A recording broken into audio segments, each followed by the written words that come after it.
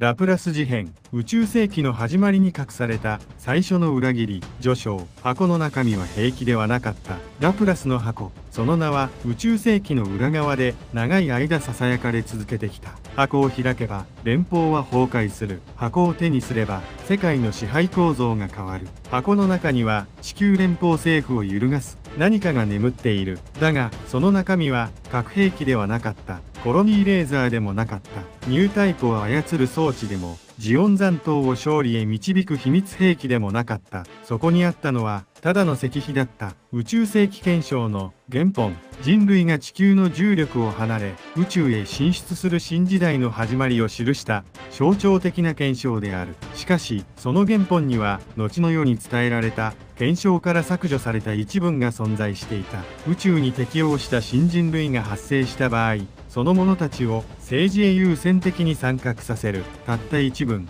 だが国家にとって本当に恐ろしいのは巨大な兵器ではない。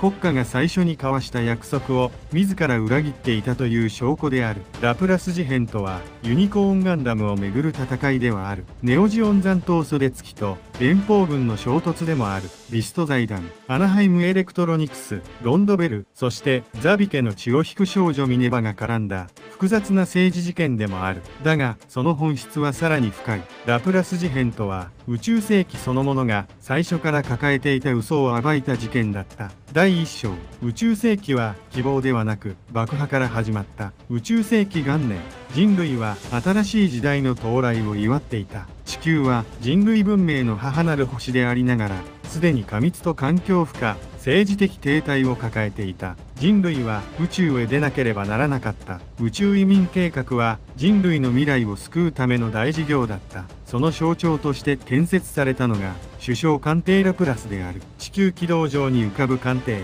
そこでは地球連邦政府首相によって宇宙世紀の開始が宣言されようとしていた。人類は地球だけに閉じ込められた種ではなくなる。宇宙に生きる人間が新たな歴史を作っていく。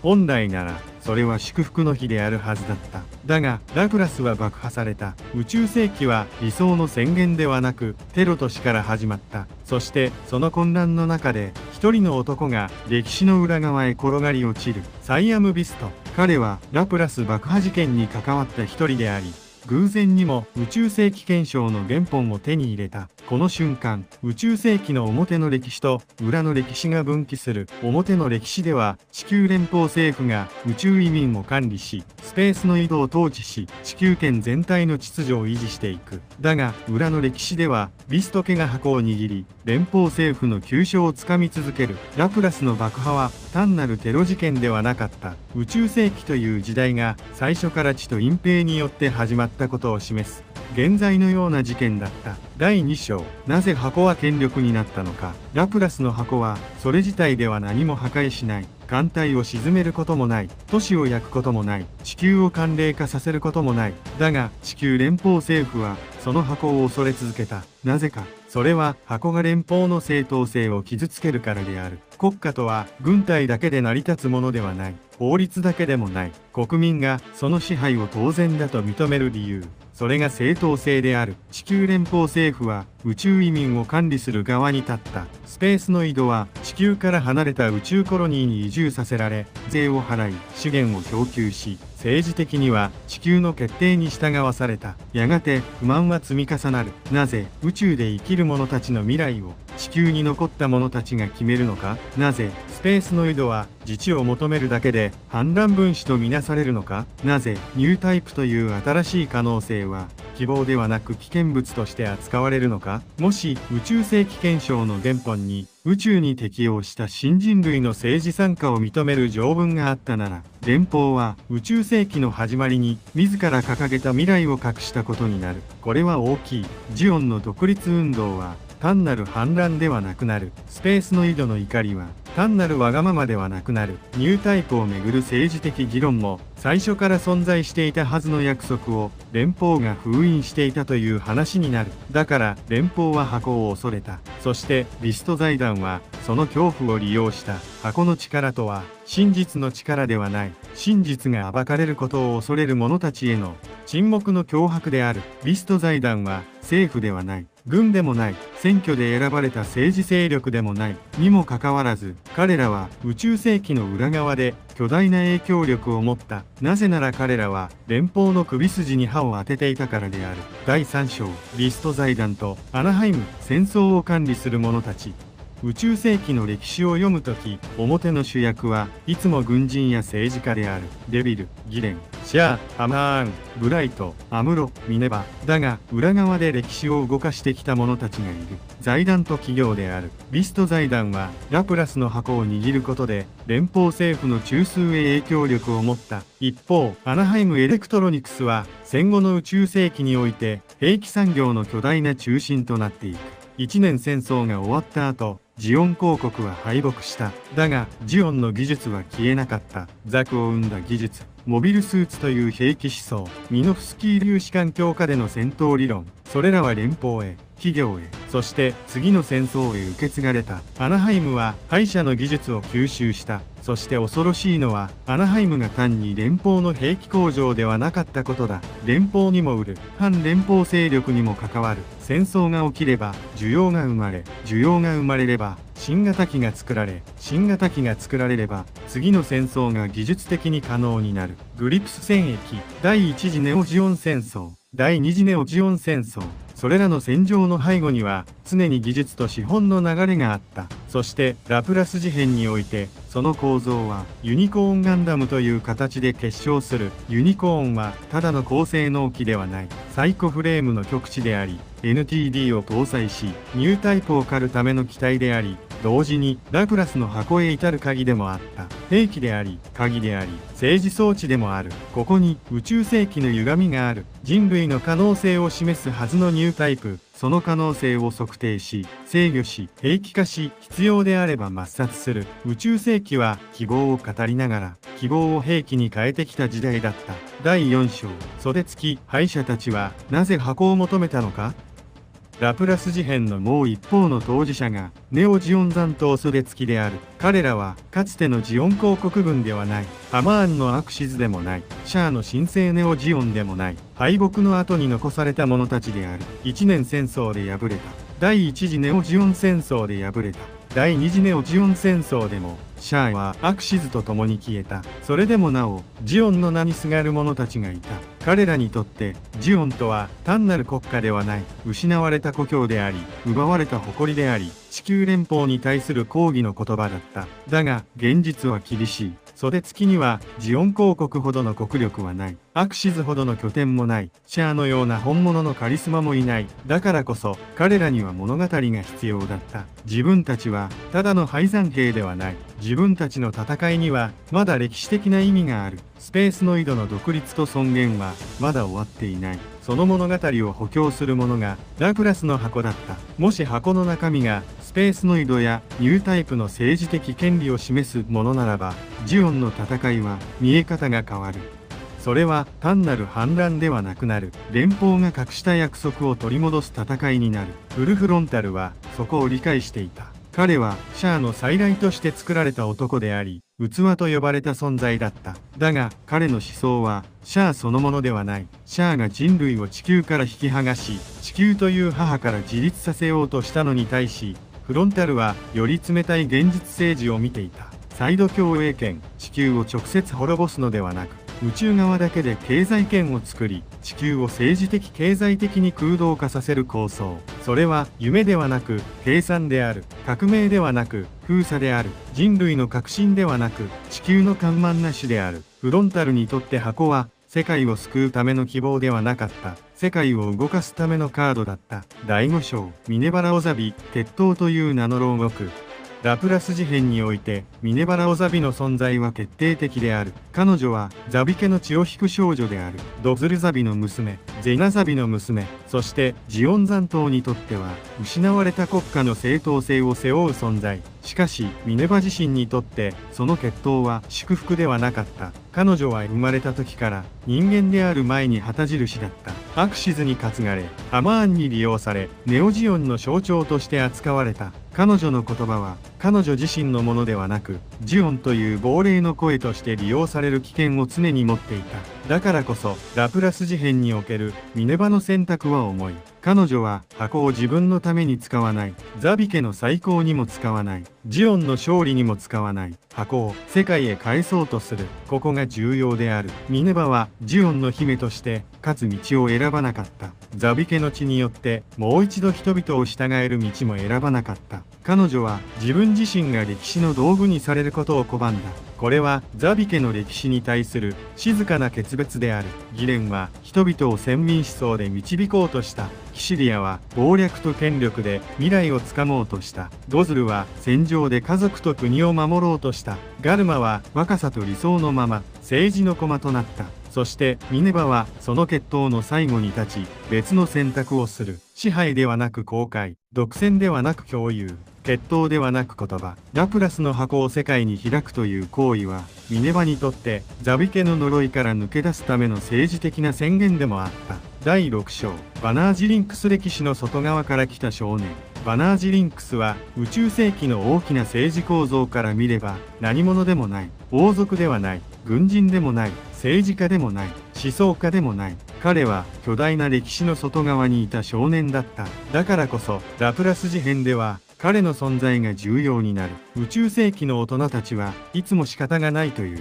戦争だから仕方がない。秩序を守るためだから仕方がない。政治とは汚いものだから仕方がない。犠牲なしに世界は動かないから仕方がない。だがバナージはその仕方がないを最後まで飲み込めない。これは幼さでもある。しかし同時に宇宙世紀が失い続けてきたものでもある。宇宙世紀の歴史は理想が現実に潰される歴史だった。大君のニュータイプ論はザビ家の独裁に利用された。シャアの復讐は革命と虐殺の間で揺れた。アムロの可能性は戦争の中で消費された。カミーユの感受性は戦場の悪意に壊された。ハマーンの孤独は国家を巻き込む執着へ変わった。理想はいつも利用され、汚され、疲れ果てていく。その中でバナージはあまりにも単純な言葉を言い続ける。それでもこの言葉は政治理論ではない。軍事戦略でもない。世界を即座に変える政策でもない。だが宇宙世紀の歴史においてこの単純さは貴重だった。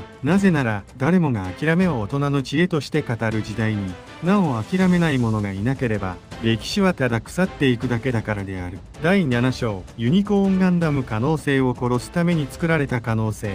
ユニコーンガンダムはラプラス事変の象徴である。その白い姿は美しい。一本角のシルエットは神話的であり、デストロイモードへの変身はまるで封印された力が解き放たれる儀式のようでもある。だがその本質は美しくない。NTD ニュータイプデストロイヤー。その名の通りユニコーンはニュータイプを狩るための機体だった。ここに宇宙世紀最大級の皮肉がある。ラプラスの箱の中身は宇宙に適応した新人類の政治参加を示唆するものだった。つまりニュータイプという存在に対して政治的な未来を開く可能性を持っていた。一方でその箱へ至る鍵となるユニコーンはニュータイプを危険因子として破壊するために設計されていた。ニュータイプを認める言葉、ニュータイプを殺す兵器。この2つが同じ事件の中で結びついている。まさに宇宙世紀である。宇宙世紀はニュータイプを希望として語りながら同時に兵器として利用してきた。人と人が分かり合える可能性を信じながらその感応力を戦場での索敵、遠隔操作、殺傷能力へ変換してきた。サイコミュ、パンネル、サイコフレーム。それらは全て人の心を戦争の回路に接続する技術だった。ユニコーンはその到達点である。だからこそバナージがユニコーンに乗る意味は大きい。本来ならニュータイプを殺すための機体がニュータイプの可能性を世界へ示すために使われる。これは兵器の設計思想に対する反逆である。第8章、連邦軍はなぜ箱を恐れたのか。連邦軍にとってラプラスの箱は厄介な存在だった。なぜならそれは通常の軍事力では処理できない問題だったからである。敵艦隊なら撃てばいい。敵拠点なら制圧すればいい。反乱軍なら鎮圧すればいい。だが箱は違う。箱の本質は情報である。しかも国家の正当性を揺さぶる情報である。情報は一度公開されれば完全には消せない。連邦が最も恐れたのは箱によって即座に政府が倒れることではない。むしろもっと遅くもっと深い変化である。一人々が連邦を見る目が変わること、スペースノイドが自分たちの不満に歴史的根拠を見出すこと、ニュータイプという存在が単なる危険思想ではなく、宇宙世紀の始まりから想定されていた可能性として語られること、これは戦艦一隻を失うよりはるかに厄介である。戦艦は建造できる。基地は修復できる。兵士は補充される。だが、一度失われた正当性は簡単には戻らない。連邦は強大だった。だが、その強大さは老朽化していた。一年戦争後、連邦は勝者であり続けた。しかし、勝者であり続けたがゆえに、自分の腐敗を見なくなった。ティターンズを生み、スペースノイドを抑圧し、戦後処理を企業と財団に依存し、問題を先送りし続けた。ラプラス事変は、その先送りの請求書だった。第9章、箱は世界を変えたのか。ラプラスの箱は公開された。では、世界は変わったのか。ここで答えを急いではならない。もし、箱の公開によって、連邦政府が即座に崩壊し、スペースノイドが解放され、ニュータイプが政治の中心に立ったなら、それは分かりやすい物語だった。だが、宇宙世紀はそこまで優しくない。世界はすぐには変わらなかった。連邦は存続する。地球中心の秩序も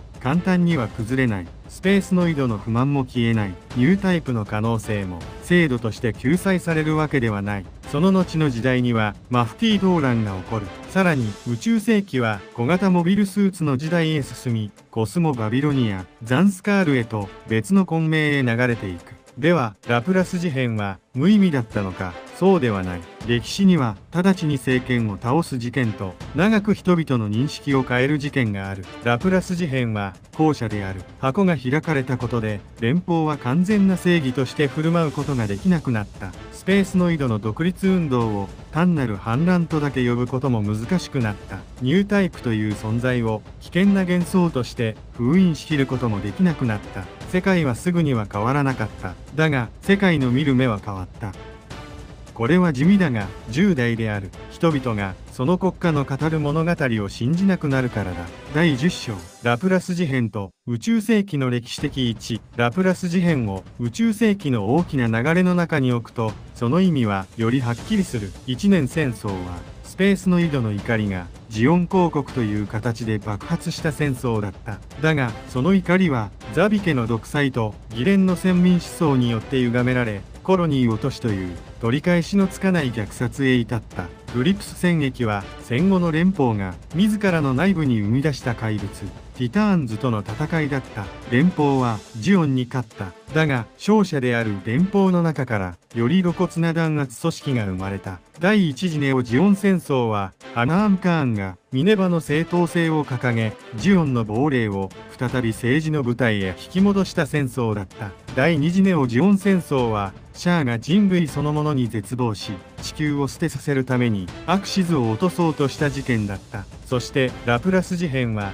これら全ての前提に戻る。そもそも宇宙世紀とは何だったのか。スペースノイドはなぜ不満を抱き続けたのか。ニュータイプはなぜ希望でありながら危険視されたのか。地球連邦はなぜ宇宙に出た人々を対等な政治主体として扱えなかったのか。ラプラス事変は戦争の勝敗を決めた事件ではない。だが宇宙世紀の問いを最初の地点へ戻した事件である。宇宙世紀は宇宙へ出た人類の物語だった。しかし実際には地球に残った権力が宇宙に出た人々を管理し続ける時代でもあった。その矛盾が一年戦争を生み、ネオジオンを生み、シャアの絶望を生み、マフティーの怒りへつながっていく。ラプラスの箱はその矛盾の根元にあった。終章、ラプラス事変とは宇宙世紀の遅すぎた告発だった。ラプラス事変とは何だったのか。それはユニコーンガンダムの戦いだった。バナージリンクスとミネバラオザビの物語だった。フルフロンタルと袖付きの敗者の戦いだった。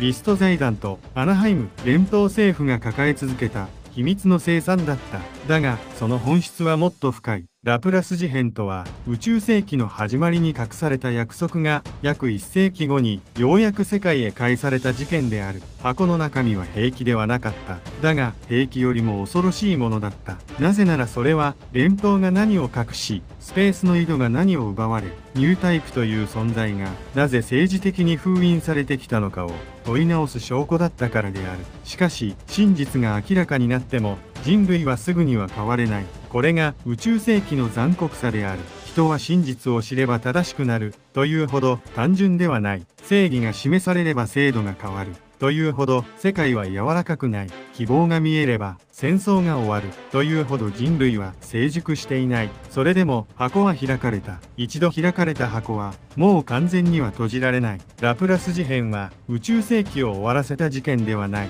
連邦を即座に倒した革命でもない。スペースの移動を完全に救った勝利でもない。だがそれは宇宙世紀が最初から抱えていた嘘を初めて世界の前に突きつけた事件だった。そしてその問いは残り続ける。人類は宇宙に出て何を得たのか。ニュータイプとは希望だったのか、それとも戦争が生んだ幻だったのか。地球連邦は秩序の守護者だったのか、それとも未来を封印した支配者だったのか。ラプラスの箱が開いた時、世界はすぐには変わらなかった。しかし宇宙世紀の歴史はもう以前と同じ言葉では語れなくなった。箱の中にあったのは未来を変える兵器ではない。過去を裁くための証言だった。そしてラプラス事変とは宇宙世紀という巨大な歴史そのものに対する遅すぎた告発だった。チャンネル登録、高評価お願いします。